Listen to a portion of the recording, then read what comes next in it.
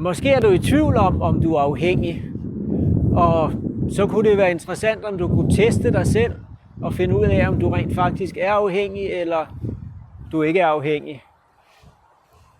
For det første så kræver det, at du er ærlig over for dig selv.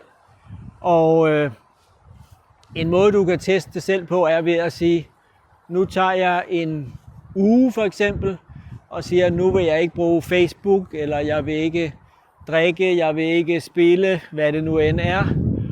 Og så siger okay, hvis ikke du kan holde den uge, så er det nok, fordi du er afhængig.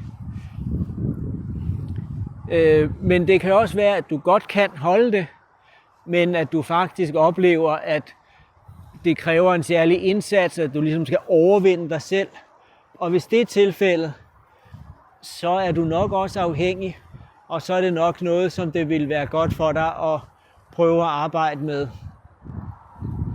Ofte oplever den afhængige en skamfølelse, og det er også absolut et tegn på afhængighed, hvis du prøver at skjule dit forbrug for andre, hvis du drikker uden at andre må se det, eller du ikke har lyst til at fortælle andre, at du spiller, eller hvad det nu kan være.